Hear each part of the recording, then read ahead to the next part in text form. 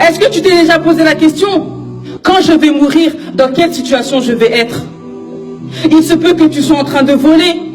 Il se peut que tu sois en train de conduire. Il se peut que tu sois avec tes enfants. Il se peut que tu sois en train d'écouter de la musique.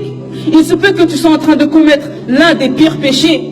Comme il se peut que tu sois en état de prière, en état de jeûne ou en train de te repentir. Malgré tes richesses, malgré tes maisons, malgré ton nom de famille, la mort ne fait aucune différence. Elle ne fait pas la différence entre un grand et un petit. Elle ne fait pas la différence entre un riche et un pauvre. Elle ne fait pas la différence entre un jeune et une personne âgée. Et elle ne fait pas la différence entre celui qui est en bonne santé et celui qui a une maladie. Mon frère, ma soeur, sache que la mort vient subitement, au moment où tu t'y attends pas. Ce n'est pas l'ange de la mort qui va venir toquer à ta porte pour te dire qu'il est l'heure de partir. Regarde autour de toi. Combien de personnes, combien de proches, combien d'amis étaient présents hier avec toi, mais ne sont plus là aujourd'hui? Est-ce qu'ils t'ont prévenu de leur départ? Est-ce qu'ils t'ont dit, oh Fatima, demain je vais mourir? Est-ce qu'ils t'ont dit, oh maman, ce soir je vais mourir? Non, car eux-mêmes ne le savaient pas. Et lorsque l'ange de la mort va se présenter à toi, penses-tu que tu pourras lui dire, je ne suis pas prête à partir? Ou je ne suis pas prêt à partir? Laisse-moi 2 minutes pour prier. Laisse-moi 2 minutes pour me repentir. Ou laisse-moi dire au revoir à ma famille. Qu'Allah. Non. Lorsque l'ange de la mort vient, tu pars immédiatement. Et wallahi, comme tu as été créé, c'est comme ça que tu vas repartir. Aujourd'hui, tu es là, moi, mais tu as été créé de rien du tout. Tu as été créé de terre. Et wallahi, tu vas repartir en poussière. Mon frère, ma soeur, ne sais-tu pas que la terre t'appelle chaque jour? Ne sais-tu pas que la terre t'appelle chaque jour?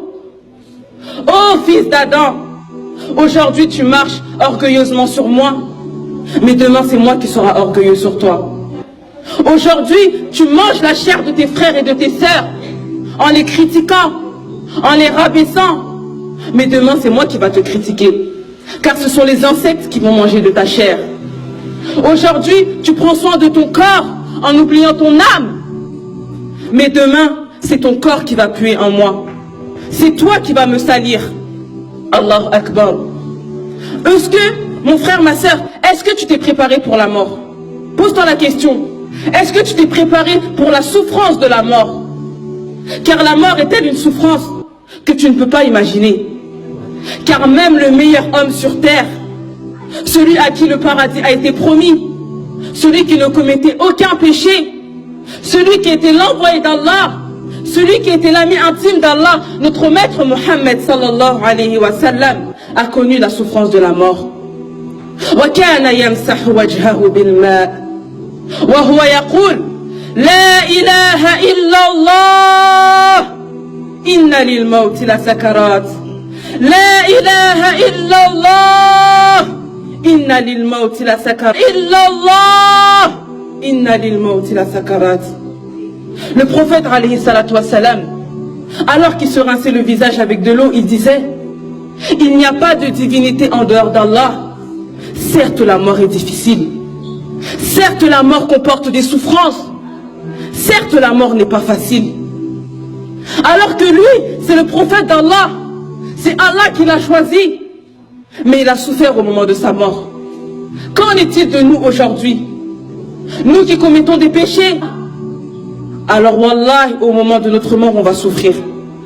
Wallahi, au moment de notre mort, on va souffrir. Car mon frère, ma soeur, lorsque la mort va se présenter à toi, lorsque la mort va se présenter à toi, tu seras choqué comme jamais tu n'as été choqué dans ta vie. Tu vas être touché par une souffrance que wallahi, tu n'avais jamais rencontrée tout au long de ta vie. Tu verras tes proches, tu verras ta famille. Mais Allah subhanahu wa ta'ala aura décidé que ce jour-là, même le plus grand des médecins ne pourra pas venir en ton aide. Même le plus grand des médecins ne pourra pas venir en ton aide.